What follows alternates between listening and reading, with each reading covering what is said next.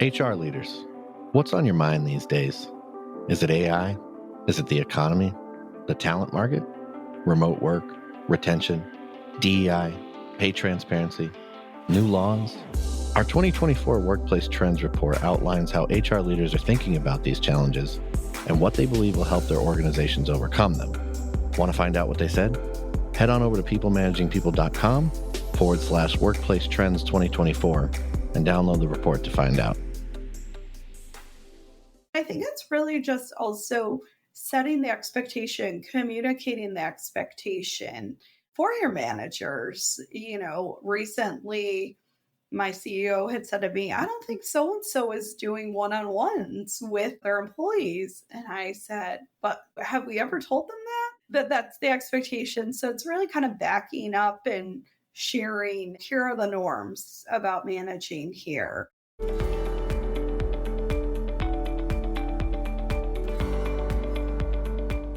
Welcome to the People Managing People podcast. We're on a mission to build a better world of work and to help you create happy, healthy, and productive workplaces. I'm your host, Tim Reitsma. It's pretty obvious by now that if we create environments that are warm, welcoming, and inclusive, our people will thrive. Today, I sit down with Maggie Smith, seasoned HR professional who's leading the team at Traliant, an online learning platform, taking compliance training from boring to brilliant. If you're looking for clear and actionable takeaways on how to build a culture that is inviting, welcoming, and has your people excited about your company, have a listen to what Maggie and her team have done. From simple things like pre-boarding phone calls to virtual water cooler chats, they've built an awesome remote culture. So stay tuned. Maggie, it's so great to have you on the podcast. As we were talking in the pre-call or just before we hit record, I'm so fascinated about the organization you belong to, you're part of, the first head of HR at this company, fully remote, and we're talking about welcoming workplace cultures, creating a warm and welcoming workplace culture.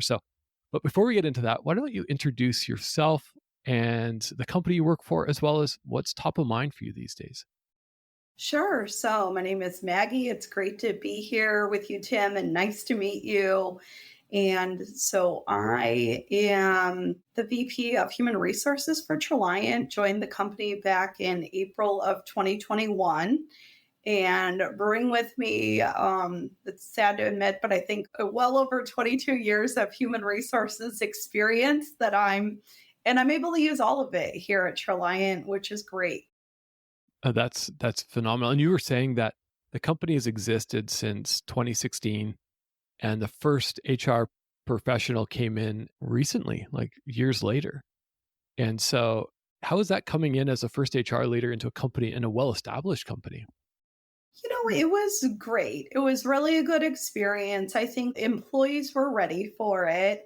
And I think that certainly the co-founders of the organization had done a great job in terms of establishing a great culture. So the good news when I got here, culture wasn't an issue. It wasn't something that I had to fix, which is great because that's a lot harder to fix than, say, like crummy benefits or, lack of policies or clarity around things. So I knew, okay, this is so doable and it won't take all that long, just time and money. So it's been a really fun experience so far. How would you describe the culture at Traliant? You know what? It really doesn't feel like we are a fully remote company, employees in, I think, 31 different states at this time, a handful of employees in Canada. And, it's a really collaborative, helpful group of people, really nice, very engaged. When I did get here, one of the things that was in place was an employee engagement committee. And it's certainly, morphed and evolved as HR, joined, and it has expanded. But it's great that so many people are passionate about making Traliant a better place. And they do that by participating in our engagement committee, as well as our DEI committee. So it's just, and it doesn't feel, there's 130 of us altogether, 135 now. And it doesn't feel that big. I feel I know everyone here. Wow. fully remote, you know everyone in the organization. And from the sounds of it, employees are engaged and bought in to not just the purpose of the business, but bought into the culture. That leads into our topic. And I'm so fascinated of this topic is, the title of this episode is around how to create a warm and welcoming workplace culture. When you bring people into an organization, you want that feeling, warm and welcoming. But how do you do that? I would love to define, what does that even mean? I love that question. For us, it really begins in the recruitment process, right? Like we want it to be an easy process, not where somebody has to key in their resume all over again. We don't want people to quit in the middle of applying and say, oh, it was too hard, forget it. And it really, so really making that an easy process. And really, we've spent a lot of time improving that process too, making sure we're getting back to people, letting them know their status. And it's not that hard nowadays because you can automate that process pretty easily. And then certainly as we welcome people into our organization as well. So one of the things we've started here at Traliant, since we are remote, we can't greet the new hire in the lobby day one and say, hey, let us give you a tour. We actually have started a buddy program as well. So each new hire is paired up with a buddy. That person's in a completely different department. And so that they're meeting someone outside the group that they ordinarily interact with on a day-to-day basis. And, it's just, we define what that looks like. And, it could be the two of them getting together for coffee and we'll send a gift card or a gift card to DoorDash. You just got to really figure out where does the person live, what's available in their area so that it's, a nice experience. So really providing that has helped as well, welcome people in and get them assimilated quickly.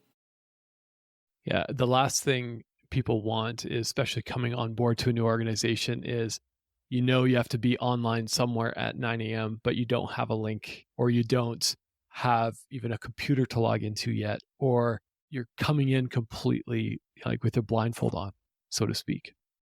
Yes, exactly. So we try to absolutely, make a plan for that. And we also are routinely checking in with people as they join. We have a survey that we use. We definitely leverage technology. That's our friend. And so we deploy a survey at different intervals of the new hire's journey with us so that we're not letting it go, too far. We're getting that feedback. It's so important to get the feedback because if we don't ask, often people don't tell. And the last thing we want is good people, good talent to be leaving our organizations and then find out afterwards all the stuff that we wish as leaders that they would have told us.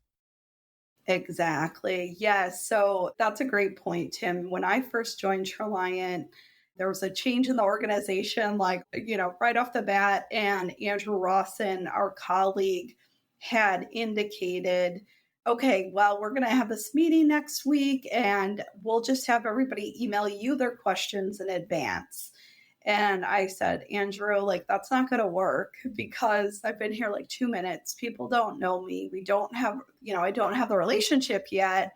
And so we immediately implemented an anonymous online suggestion box. And there's several out there that you can try out.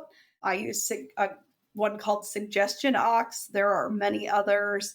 And if employees go directly to their website, they will see that, they mean business. They're not going to tell us who said what. And if an employee were to leave feedback there, they can provide their email address. I won't see it.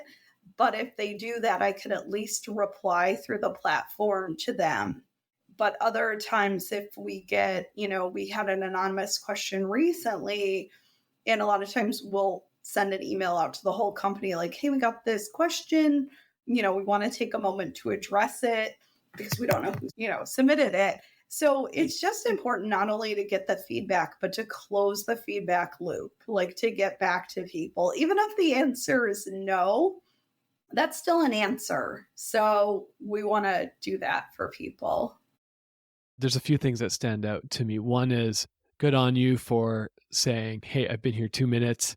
people don't know me. It's you as the existing leadership team. We all need to address this together. So good on you. Because often, and I've been in the position is, oh, you're HR, you're brand new in the company. Here's this issue. You now have to deal with it. And so good on you for level setting that, but also bringing in that culture of feedback. Yeah, when you invite it, but actually not just invite it. We've recorded a few episodes now on feedback, and it's great to capture the data, but unless you're doing something about it, it's just data.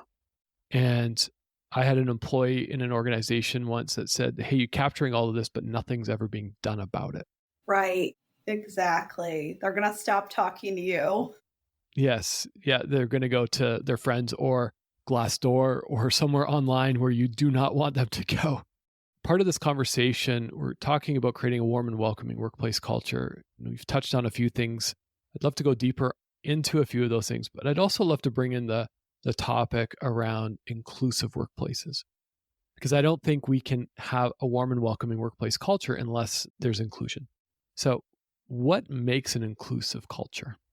Oh gosh, I think there's a lot of different components to doing that, right? And I kind of always visualize like keeping all the plates spinning. And I think, one thing that when I came in here, my first priority was really to create an environment of psychological safety, to make sure we were having things like, like we did today at Traliant, have a town hall meeting, give people the opportunity to ask questions. And then, we're going to follow up with that town hall meeting after the fact and, send out the slides. And I usually wait a day or two because there might be someone that wants to submit something anonymously, and that's okay. We would just want to be able to address that. And I think inclusion, it's a great topic. I think it's a really, starts for us as when we have an open requisition, we're casting a wide net and we're really, making sure that we are reaching out to different groups, that they're aware of the opportunities that we have here at Traliant. We recently started putting in a little tagline that said, hey, if you don't check every box for this role, please still apply anyway. We want to hear from you. So I think it's, and then giving people an opportunity to get involved and be engaged. So here we do that through an employee engagement group we have. We also have a DEI committee as well. And we always, are reminding people that those opportunities exist and we want them to participate and we want to hear their feedback. There's a couple things that are coming up with that is I love that you've made it intentional. So I want to commend you on that, is not just in the job requisitions, but inclusive in terms of here's ways to get involved within an organization. Maybe a little cynical question for you is I've heard in other organizations where there's employee committees, there's employee resource groups or ERGs, but employees don't have the support from their managers to join. Or it's like, oh, this is going to take an hour a week. You now have to make up that work hour somewhere else because I need you on the job. Have you ever come across that doesn't sound like maybe at Traliant, but at other places? And because managers are listening to this going, well, I need my people to be working on the projects, not on the company-wide initiatives. That's a great question. Thankfully, I certainly have not run into that here at Traliant. However, previously, prior to joining Traliant, I worked in healthcare many years. I also was in a software company, and I heard that a lot because understandably, employees needed to be on the floor, providing care to whoever. So I think you just really need to I challenge people like, okay, let's get creative. Let's think about this. Like, let's budget, in the case where I was in healthcare, let's budget so that we can pay people an extra hour, to participate in these events. And in healthcare, sometimes that meant that we were holding a meeting at 6 a.m. before the 7 a.m. shift. So we're catching the overnight, we're catching the day shift. So I think you just really need to get creative with that and really, put some upfront thought into that. Yeah, absolutely. I couldn't agree more. It's people want, and I'm generalizing here, but based on people I've talked with, many podcasts, maybe many people I've connected with online, is they want more than just a job to go to. They want a place where they can contribute and feel like they're contributing to the entire vision and mission of an organization. And it then ties directly into this welcoming workplace culture, because the last thing you want to present to new employees is, well, here's a list of all these groups, but it's all extracurricular. It's all going to be not paid. Good luck. I love that you bring that up. And I think, one thing that I really do work hard to do here at Traliant is, communicate to people like, hey, I get it. Like, it might not be the right time for you to join a committee, but we'd love you to participate in these other ways. Is that something that you might be interested in? Like, I know here at Traliant, somebody said to me, like, look, I want to be involved, but I have my hands full. I have, all of this going on in my job. I have a child at home, all of this stuff. And they were saying, and I was like, yeah, but you can still, and they were saying like, I don't really have the time to commit to like an hour meeting every month and whatever else it entails. But we just reach out to people and let them know, hey, this is what we're doing. Would you like to participate in this way? And kind of, it does involve getting to know your people, what their talents are, what they're interested in, and really kind of tapping people. And if they say no, like, that's okay. Maybe it's not the right time, but just, keep doing that, I think, and, offering that up.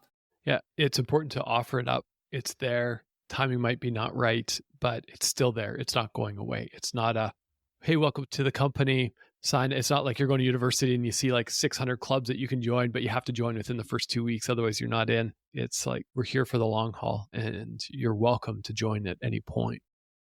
Exactly. Yeah.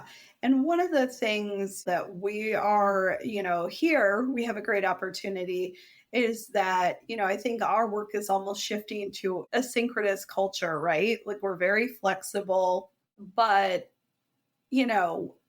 certainly you still need to get your work done, of course, and meet deadlines and responsibilities, but we're incredibly flexible when it comes to people and their schedules. I have an employee, like, she'll get on early and then she'll say, okay, I'm going to go drive my son to school now. Or last week she was like, I have to drop, my child off at band or whatever. Like, who cares? I don't understand this kind of antiquated notion that work must be done within the hours of 9 to 5 and that's it. Yeah. And that it's getting out of that mindset, especially if you've come from an office environment where people see you if you leave at 3 p.m. And even though you go pick up your child from school and then hop online at home, but that doesn't necessarily register with people. People just see it as, oh, Maggie's leaving at 3 p.m. again. Maybe we should have a talk with her. So I would love to just, go back to the kind of the beginning, which is about the welcoming workplace culture. And what have you seen maybe that hasn't worked well? Is there any stories that you can share that you would not recommend to people to try, or some things that you've seen throughout your career as an HR professional? I can't think of an example of what not to try, but I could certainly share instances where, somebody made the effort and I thought, wow, like, I remember I was like driving down a highway years ago before I was about to start a new job and my cell phone rang and I answered it. And it was my manager and she was saying, oh, we're so excited to see you next week. We're really looking forward to it. I think the call took all of maybe 2 minutes, definitely under 5 minutes. And I just remember thinking, wow, this person was thinking about me before I showed up. So I think when it doesn't work well, it's just because I don't, certainly no one sets it up intentionally for the new hire to have a bad experience, but, you got to really make that a priority and think about, okay, how am I going to connect with this person? How am I going to make them feel welcome to the organization? I recently, this past year, had a new hire start. She's on the West Coast. I'm on the East Coast. And so we invited her to a little lunch, but we called it brunch. And I had sent her a brunch basket, and this doesn't, she lives on an island, believe it or not. So it wasn't like I could have DoorDash like run to her house. So I was like, all right, I'm going to ship this brunch in a box for her. And, that's what we did day one. So I think it's just taking time to, how can I include this person? How can I make them feel welcome and part of the organization? And that starts at the beginning. I love that. A brunch in a box. I might look that up later because I'm all about brunch. So I love that. And I love that story of, I took a note here. It's as simple as a phone call, a couple days a week, 2 weeks before somebody starts. And an email, something. Email, phone call, text, you name it, just a way to invite somebody into our organization, into the career that they're going to build at our organization.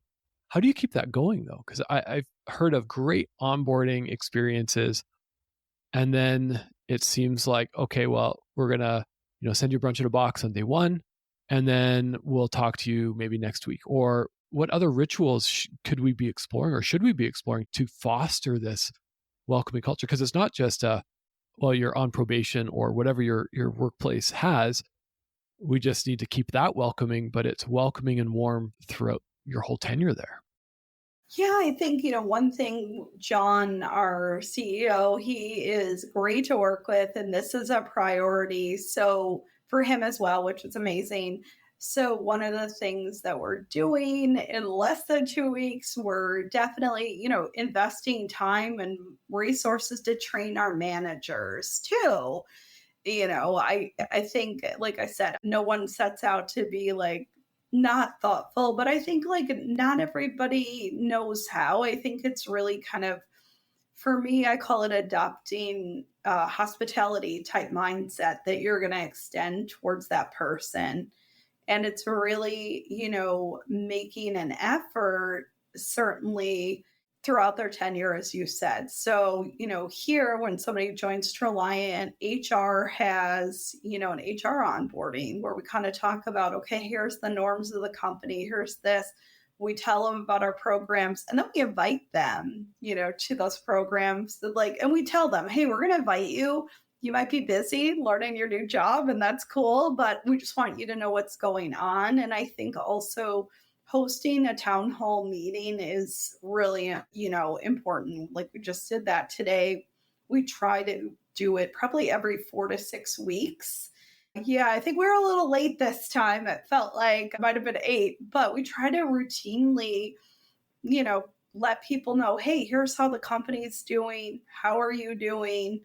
Yeah. So I think, it's just really also sharing best practices too, which in addition to training our managers, somebody said to me, oh, I have this book club with my employees, and like they've really thought about it like that. So nobody has one big lift. And they are currently reading Atomic Habits, and they're going to get together and discuss that. So it's also sharing, what are the best practices, and, find out what those are so that they can be shared. And, I'm not saying you have to instill all those, but just that so that somebody's like, oh, okay, hey, this is what I'm going to do. Yeah, I would love to join that book club. I love the fact that they've took the initiative, set it up with their employees. Sounds like everybody got the book or audiobook and are going to sit down and discuss it. I think so much can happen in a team, and the dynamic where if you read something, if it's a safe space, you can agree to disagree or you can debate it, but that creates that psychological safety, which you mentioned at the very beginning. It creates that welcoming culture. It fosters inclusion when, hey, I don't agree with this, what he's saying in this book, or I don't agree with what you're saying, and this is why. Let's have a conversation about that. Exactly. And in this case, the manager said, oh, yeah, I went on Amazon. I bought the book. I shipped it to everybody's house. It's paperback. So it's not a lot of money either. So, and I think that's, the thing to think about in the grand scheme of things, sending somebody a book compared to if you had to replace that person because they weren't engaged, they thought their manager didn't care, it's wild. It's a small investment. It is. There is some really small investments of a couple $100s, and as long as you're setting the tone, and I know we're using this as an example, this book club, but if the tone is set of, hey, you're getting a book on Thursday, Monday, we're doing a full review. So I was sitting down with the CEO about a year ago, and we were discussing a book, and he said, I love the book you're talking about, Tim. I'm going to email my entire team. And this was on a Thursday afternoon. He said, I'm going to email my entire team to go pick up the book this weekend. And on Tuesday, they have to have it finished. And we're going to implement all the strategies. And I was like, no. Like, that's not inclusive at all. It's disruptive. So there's the right and the wrong ways to do these things. Yes, exactly. And, certainly talk to your employees. Like you can easily launch a poll in Outlook, hey, here's a couple book options. What do you guys think? And really involve people in the process. We try to do that here at Traliant. People might be sick of me, but I do send out a lot of little surveys to get their opinion on things. And, one of those, obviously mental health has been a big discussion, in the news for a couple years now, and we wanted to have a better comprehensive solution for our employees for mental health here.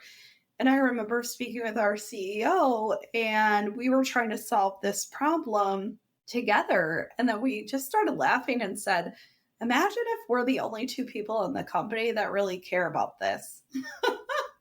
And so we sent out a survey and said, hey, here's the survey. It's going to take 2 minutes. Here's why we're asking you. We want to make the right investment and in a program that you'll use that can benefit you. And, and we took their feedback and said, thanks so much. And here's what we're doing. What comes to mind is there's so much in the news right now about layoffs. This whole 2022, probably 2023, they're so full of layoffs. And there's organizations who are trying to do it with compassion and empathy. And there's some that are just not doing it with compassion and empathy. That's a whole other conversation, but I just think about from a culture perspective, especially this warm and welcoming culture, some organizations just don't care about that. And so as a leadership team, have you sat down and with your leadership team at this role or previous roles and said, okay, this is what it means to us? And in your case, we're going to send gift baskets and books and all these town halls. But in some cultures, it's like, hey, just be thankful you got a job. I love that question. And we do spend a fair amount of time discussing that here and making sure that we're cascading the information down. And, every now and then, I'm really fortunate our CEO genuinely cares about employees. So I recognize that other human resources professionals may not be as lucky. And I feel for you and advise you to run because you're probably not going to change that if the person doesn't care. That's a big ship to turn. But I think it's really just also setting the expectation, communicating the expectation for your managers.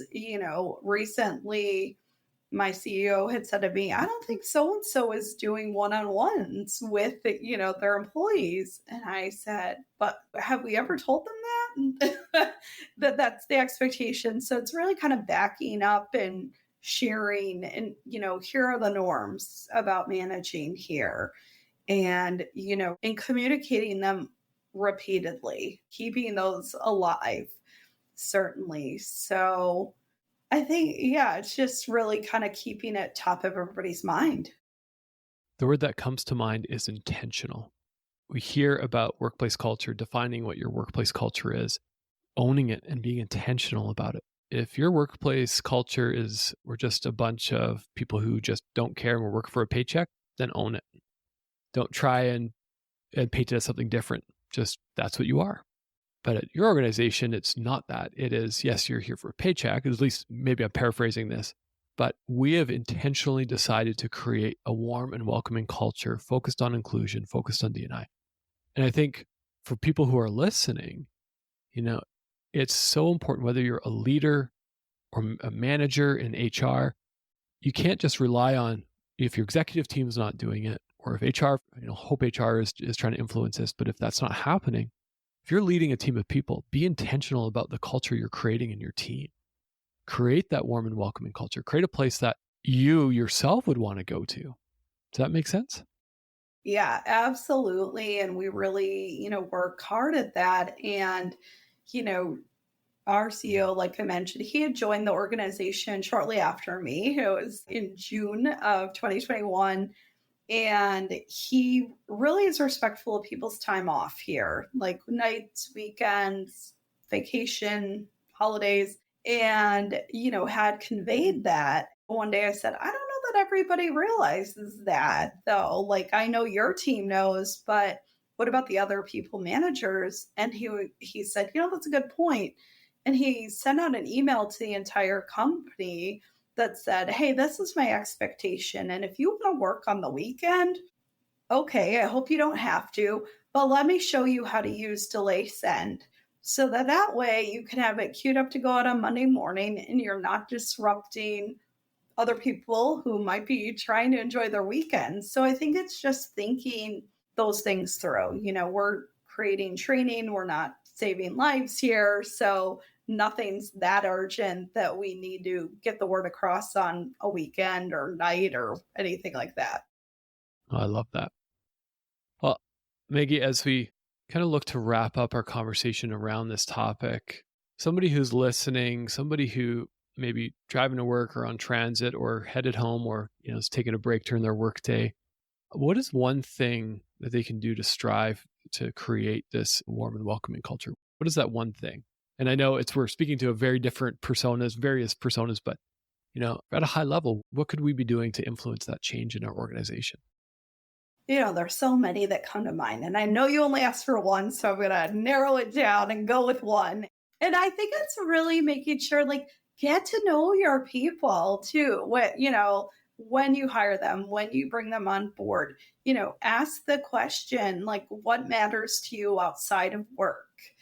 And, I make an effort to meet every single new hire. Like, we had somebody join the company this week and I popped in the orientation to introduce myself, and I try to remember, okay, what's one thing about this person, right? And it's not hard. I remember bonding with somebody this past year over their orange cats, and I have a big orange cat. So he had sent me pictures of his orange cat and back and forth. And so I think that's one thing, really getting to know people and showing that you genuinely care about them as a person, I would say, is number one.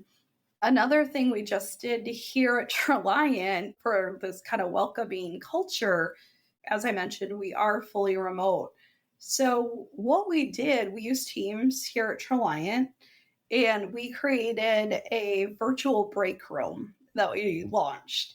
And it's pretty new for us, but I had noticed after an event, we had a Halloween event virtually. And so I noticed for a couple days, there was a lot of chatter still happening in that, Teams chat. Like, people are sharing pictures of their kids and Halloween costumes. And then I was kind of sad when that stopped. So I was like, what can we do? So we just launched this virtual break room. And since it's new, I think you need to be intentional about getting people involved. So today I went in there, I said, I'm having my coffee here in the virtual break room with you all. And since there's no art in this break room, share a piece of art that you have hanging in your house or your office. And I went first and took a photo, uploaded it to Teams. And that's the conversation that's taking place today. And tomorrow in the United States is Veterans Day. So tomorrow we'll be doing some trivia in the break room. First person who gets it right is going to get, a $10 gift card to Starbucks. I wish I was in Canada. I would give away $20 for Tim Hortons right off the bat. Kind of sad about not being there. Yeah, so I think it's things like that, just really so that, people in the break room, they're getting to know each other on a personal level. Like, somebody said to me, I live right near where you got your piece of art. I'm in, this location. And, already people are learning things about each other that they wouldn't ordinarily, and interacting with people outside their team. I love that. There's a couple of good suggestions right there for anybody who's listening. One, it's just universal. It's get to know your people. HR, you can't necessarily rely on just say, hey, HR is going to ask them questions and then pass me the notes. It's like, no, set up the time, have your virtual meetings or in-person meetings. Don't talk about work, talk about the things that matter, as you said, outside of work. I love that you shared even the story about your cat, because if you didn't share that story, another employee might go, never would have bonded over that. I love the thing that you also said, which was the virtual break rooms online and being intentional about that. That is cost-effective, simple, a way to get people together in a space to just jump in, quickly share something, and then just jump back out.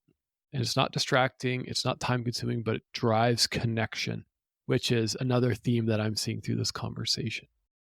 Exactly. We also have a good employee assistance program that we rolled out, but they're very robust programs. So we have them in for live training. So this week they came in, they did a presentation on holiday wellness, like how not to go crazy with the stress of the upcoming holiday season. And they gave us a handout, and we don't make people go, but we create that opportunity intentionally so that people can participate if they want to do so.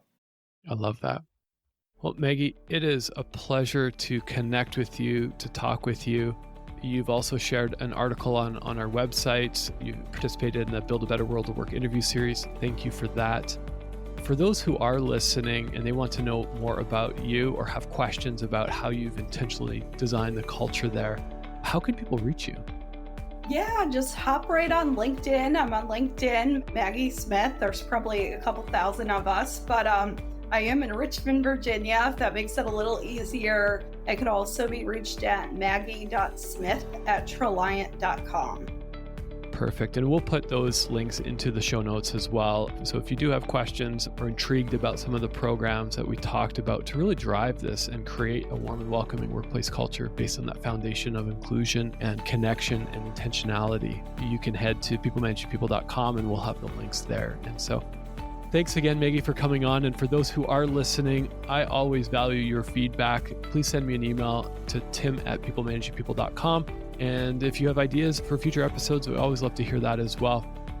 And as always, please like and subscribe our podcast. So Maggie, have a great rest of your day. And for those who are listening, have a great rest of your day as well.